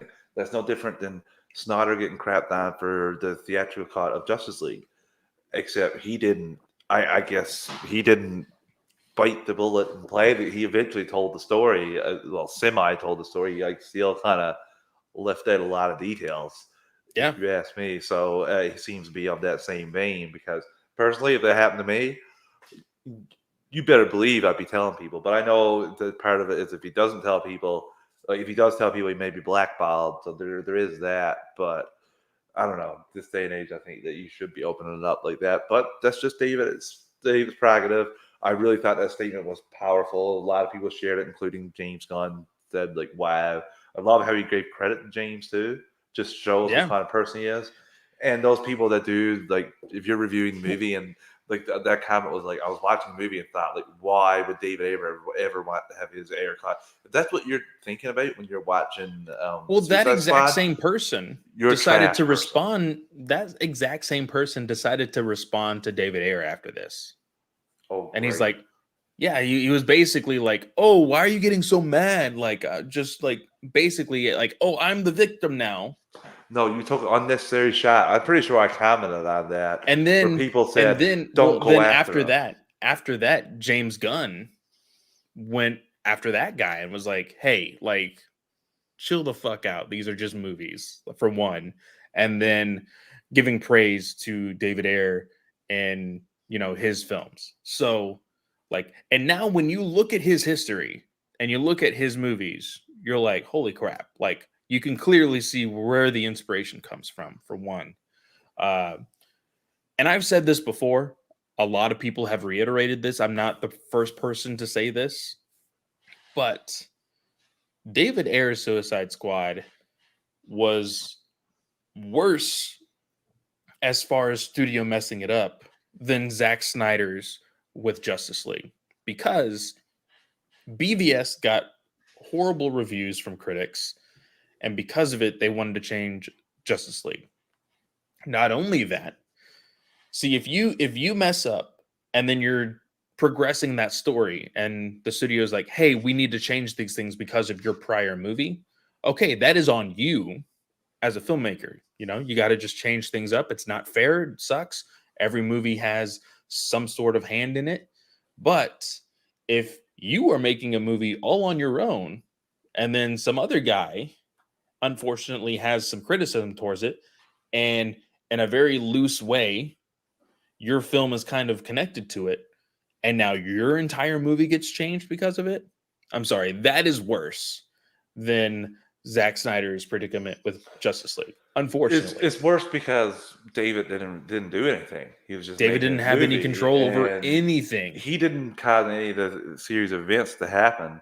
So you are right there. I agree with you 100%. It just sucks. I hope that one day he gets his movie. I'm still excited for um, the Suicide Squad. I think that James Gunn has been nothing but nothing but a great guy, especially when speaking with David Ayer. I love how he went back at this guy because it just rots me. That guy could have just reviewed the movie. What are you doing? Like, just talk about what you enjoyed in this movie.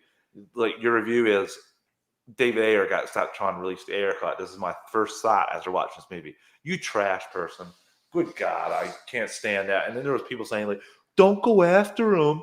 Oh my God, I'm like, no, he went after David Ayer for no reason. Took such unnecessary shot for no reason. Could have just reviewed the Suicide Squad that he was watching, but no, because he knew that this would get more clicks, more attention. So give him the clicks and attention and make it so that I've seen it happen so many times because these people can dish it out, but they can never take it. And eventually it gets too much for them and they protect their account. And that is an L for them. So I hope that happened with that guy. I don't know if it did, but it's just the funniest thing, Clay, is these people wouldn't say boo to David Ayer if they saw David Ayer walking down the street, even if they knew who David Ayer was and they despised his movies and hated him. They wouldn't say diddly squat to them. They would probably go up to him and say, "Hey, sir, hi, can I have your autograph, please?" And then try and sell it on eBay. It's just, I have no respect for these critics who just put out these hot takes to get attention. It's oh, I don't. There isn't much that really irks me more than that. Like that, I would love to throw out some expletives about this, but Well, let's go ahead. We're going to take another ad break, and then we're going to do listener questions, and then we will jump into our comics corner after that. So, wow, yeah, comics corner, yeah, wow, wow. yeah, it was a nice ending. Oh So my gosh. let's go ahead and take that last ad break. Hopefully, last ad break, but we will be right back. And we are back. So, last minute, I went ahead and asked some questions, or I asked, Twitter, hey, is anybody out there? Do we have any questions for this week? So, the first question was a doozy. Chris asked us a question here. It says, what DC Comics story arc would you like to turn into a limited series on HBO Max and why? And I'm stuck between two. So while I decide between those two, I'm going to go ahead and ask Travis, what series would you like as a limited series? So not multiple seasons. It's going to be limited. It's a one-off. What series would that be on HBO Max and why? I have two choices as well. I did have one main one that I initially thought of, but I just thought of another one as well. I'd like to see the Deceased run. I'd love to see that as a one-off. But if I was going to pick gun to my head, I'd love to see a Quiver Arrow episode miniseries. Get at me. That's the way that you can bring a certain character back from the dead. He's dead. Bury it. Just like You see what's on Henry the would say Flash on these Superman. days? Let's resurrect it, please. So, I have two choices as well. I'll go ahead and say them both. So mine would be uh, the first. Well, I mean, I think you could adapt his was it 20 issues or was it a little bit more than 20 issues? I can't even remember now. Let me actually look really quickly to see how many issues. 29 issues. You could have scrunched down some of that storytelling to a good 10 episodes. Dabble a little bit of everything in there. I'm gonna say Robert Venditti's Hawkman. I've said it multiple times on this podcast that this series is phenomenal. It does add a little bit to the mythos of Hawkman, and gives him a reason to why he actually keeps reincarnating. I'm not going to spoil it for you guys. So go read that. Excellent, excellent run of I'm gonna give that a Hawkman's. read tomorrow. So I think Clay. I haven't read that book. I haven't read much Hawkman, so I think I'm gonna maybe purchase So that I'm and read I'm that gonna I'm tomorrow. gonna go ahead and tell you this. The reason why he keeps reincarnating is in issue 8. So Okay. read all the way until that point, Yeah, and if it hooks you, keep reading. you got it. Uh, so I will go ahead and say that one. My second choice is it's a limited series. There's a lot of characters that people already know, so you don't really have to. You it's okay to jump into it, but because it's on HBO Max, they usually put a lot darker content on HBO, just in general. So I would actually say Identity Crisis. Go Ooh. ahead and adapt Identity Crisis. You don't need to build up any of the characters. Just treat it as it is, as the limited series that it is in comics. Just throw those characters in there and play out the story. People will know who your major players are, and the whole mystery is about learning about these characters anyway. So play that out exactly how it is in comics, and it's great. You will have cameos of Deathstroke. You will see Dr. Light. You will see majority of the Justice League, if not everyone from the Justice League. Um, you will see a fan favorite of a lot of Green Lantern fans, being Kyle and of course Hal. Well, actually, this might have been. Well, let's just leave it at that, and we can. If you haven't read it, you'll see what I mean. But um, those are my two choices as far as limited series on HBO Max. And the reasoning being for the Identity Crisis is because it's a lot darker of a story, and to not like Titans where it's just dark to be dark. In this, there's an actual reason why it's dark, and it's a very dark subject.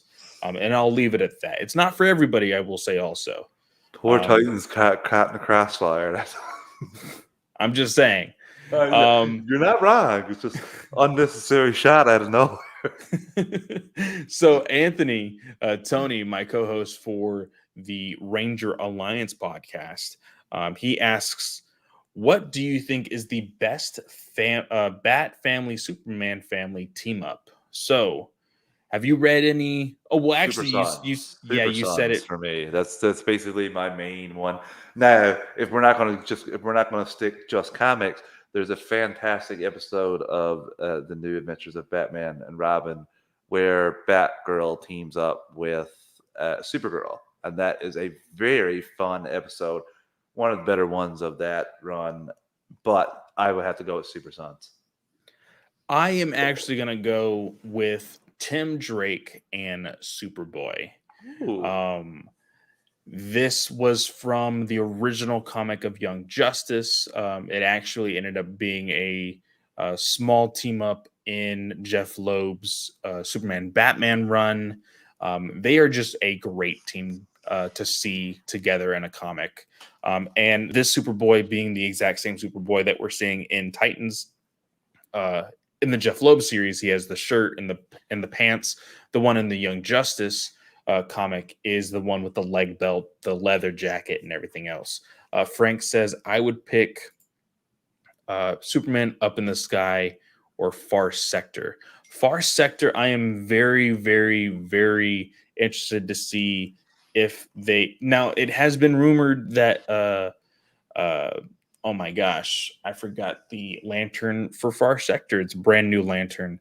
Very, very awesome new Lantern. There's rumors of her showing up in the Green Lantern Corps show for HBO Max, so maybe she can get that Far Sector spinoff. Superman Ooh. Up in the Sky is a Tom King story. People are very controversial with anything that Tom King writes, but it was an okay story. I really enjoyed it for what it was. Those ended up being in uh, the Superman giants that were being sold at Walmarts Okay. across America. Yeah. So the next question, I believe, is from Joe. We got a Yes. question asking odds on seeing Captain Boomerang's stuffed unicorn in the new movie. Do you think we see it? Yes or no? No. You don't think so? No. I don't think we see it either because he's dying. Yeah, I think he's going to explode. I 100% think that Boomerang is dying, and Think if so it'll Boomerang can be come back and explode and kill him? Or is that too stupid? That's too stupid, isn't it? it's too stupid. If your gimmick is throwing boomerangs, like the last thing that should happen is a boomerang come back and yeah. Yeah, Like no. I mean, he's a pretty big expert when it comes to the boomerangs. I don't think his own weapon would kill him, but who knows? But that is all the listener questions as of right now. Let's go ahead and jump into the comics corner for tonight. It is Nightwing, New Order, number 6. Travis, how do you feel about this ending of the book? I'm really glad that you recommended this. You picked this. Listeners picked this. I loved it, Clay. I haven't read much Nightwing. This is easily my favorite. It's crazy. I don't know. I really enjoyed it so much. I was so surprised with the amount I did enjoy this whole world, this Elseworlds tale. It is a lot of fun. This last issue is called Boy of Wonder. Um,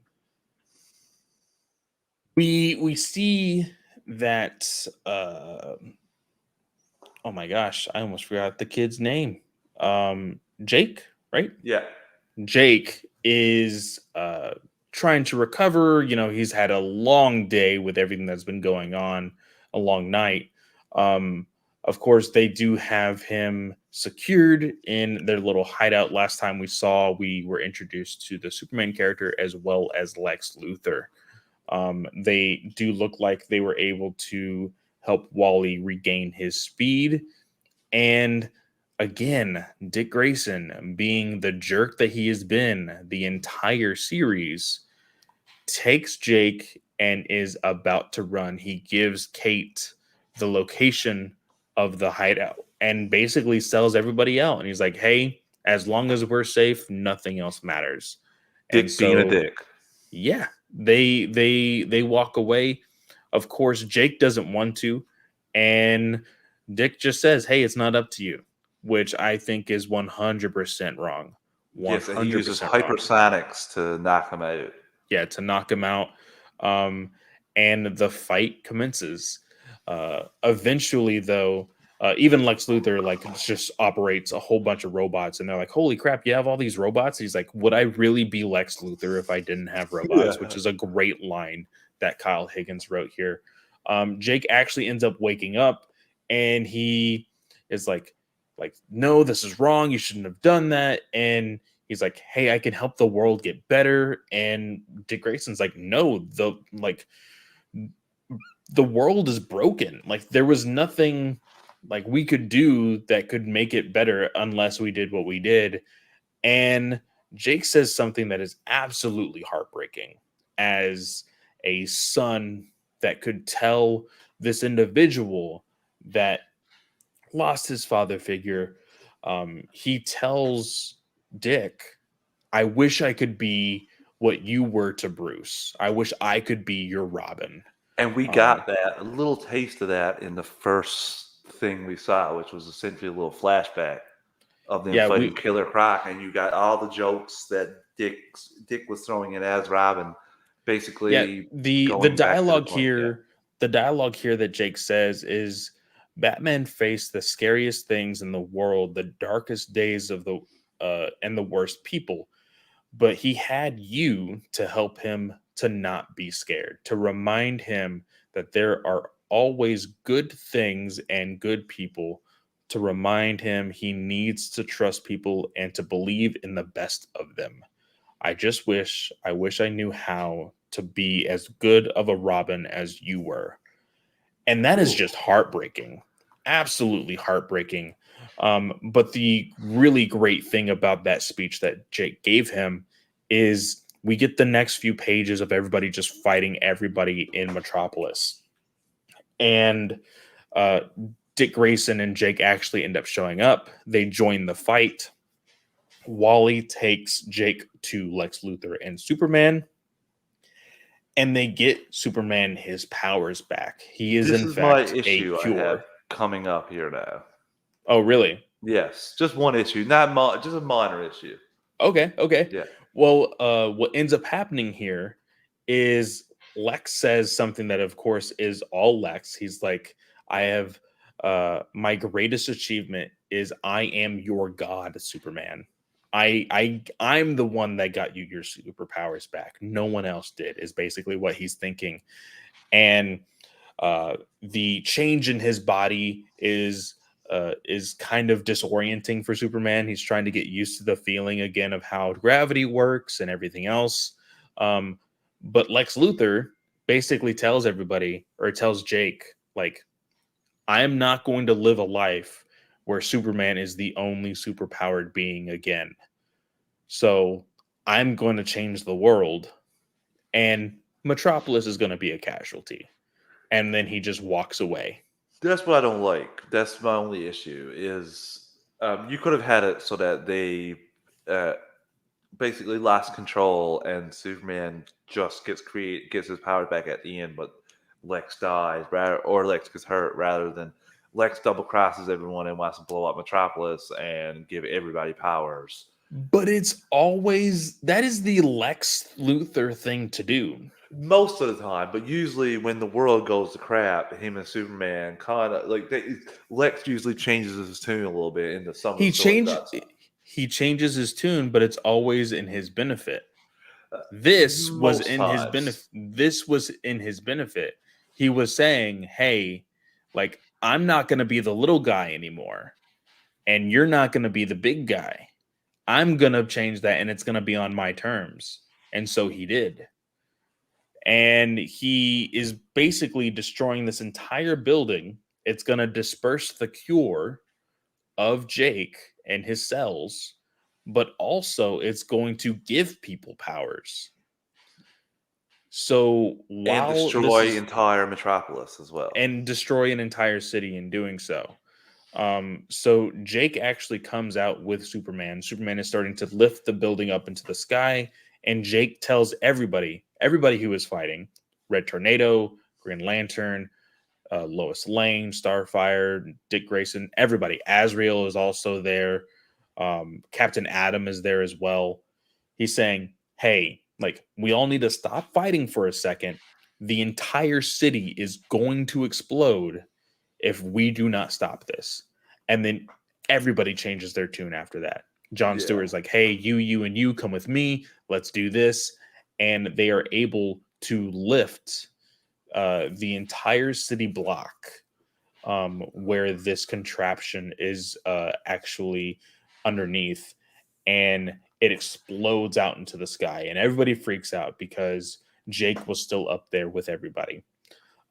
But he did, in fact, survive, and we get a little lowdown on what happens afterward. It takes 5 years to change the law back into superpowers not being illegal anymore. Kate Kane retires because now she finds no purpose in her life. She was a snake Don't let the in door what hit she you on the was way doing. out. Don't let the door hit you on the Exactly. way out. Exactly. Boo. The Boo. Crusaders were taken off the table as far as them being the fighting force of the world. Liz, the informant for the Teen Titans, actually became the captain, or she was promoted promptly after. Jake was able to grow up a semi-normal life. Corey and Dick Grayson were always friends after that. Doesn't really sound like they ever got back together. And then Dick Grayson changed his life to help individuals with powers, which I felt was really, really cool. And at You the mean him very turning end, into Professor X? basically, and then afterward, we see that the entire reason why Jake was narrating the story is because he was actually telling the story to his son, Yes. his newborn baby, Richard. who is named Richard after his father. Oh my Um, god.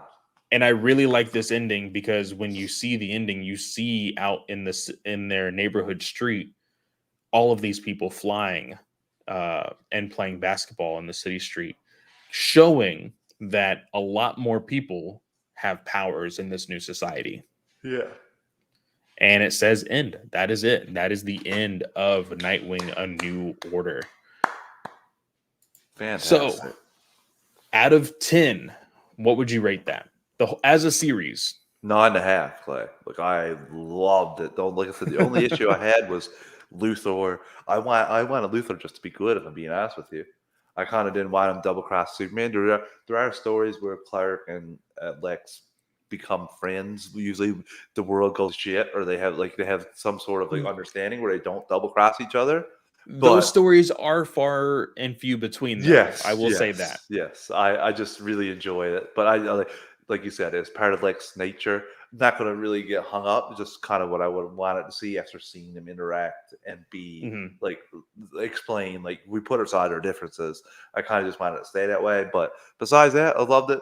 I don't have to like the decisions Dick makes. I can be frustrated with it, but that makes the story like he's clearly gone way too far off the path here. He went down, and that goes back to your Batman statement of if you've crossed the line once, that's not going to be the only time you cross it. You may cross it again and again and again. So Yeah. I thought it was great. Loved how like the powers and how they wanted to shut them down. That was clearly a thing that we've seen be used before, which makes sense. And I don't know. I just really, really connected with me. Carl Higgins did a fantastic job with the writing. There was some excellent just one-liners there. Like obviously most people are going to get the real like the regular writing down path, but he finds some moments with each of these characters that he really, you really know he understands characters. Yeah. 100%. Good Um pick, Clay. I like I said, it's one of my favorite Nightwing stories. And I wish like I would 100% be down for an HBO Max series on this, you know? Oh Like yeah, that would be fun. that would 100%. be. You can't tell Um this in a movie. You need more time for it you to breathe. yeah, If you're going you to have Dick do the decisions that he makes, you need to. Yeah, it's definitely episodic for sure. yeah. But that is it. That is the show. I know that we got a little heated there for a I minute. know. I don't know if it was heated. It's just we both see different sides of that, and I was just more flabbergasted that you thought there were other characters bigger than Superman that he could play. I think that's kind of where we went off diverging there. But besides that, I'm glad to be back. It was great. I love the back and forth. We don't obviously see eye to eye on everything, but Which for is sometimes good for the conversation at oh hand. my god, yes. Rather than just blindly agreeing on everything, I thought that I do think more Which people will which agree with the should Superman point. which I will say which should make our movie reviews very interesting. I can't wait Um for that on Saturday, and Clay. of course we still have a lot of TV to review. We're going to be reviewing Superman and Lois fairly soon, probably Titans. after the Suicide Squad review. We have Titans that we still promised that we would review, and probably more shows, of course, after that. Doom So, Patrol. yep, Stargirl, Stargirl. There's another one. I enjoyed the first season of that. I'm yeah. afraid what's going to happen to it that is on the CW. But CW being the mix this year, minus Superman and Lois so far. yeah, yeah. Yeah. So, where can everybody find you, Travis? As the little thing down below my face on the video says, you can find me on Twitter at Travis_156. You can drop me a line. We can chat about DC anytime or animation. I do superhero discussions for the network as well. Both shows are weekly, and we're right in the middle of Rick and Morty, which I absolutely love. It's the best animated show on television right now. And look for maybe a little tiny bit of Injustice talk. There was a 7-minute preview that was attached to the movie that's making its rounds online now. So we're just going to talk a little tiny bit about that, just enough to gear up for the talk about a 20-minute animated show. So crazy show. If you like Voltron, this is the episode to talk about. It was bonkers. I don't even know how to begin to talk about it, but let's just say Voltron is made up of ferrets. Ferrets, 5 ferrets. So, Alrighty then. yeah. But you can always find me at Fanboy Clay, of course, on Twitter. Go into my bio. You can find the links to all of the shows that I have in that link tree below. I need to add one because technically I have a new show. I am a fairly lesser of a guest host. I'm only going to be on every once in a while, so it's not a strict scheduled show for me.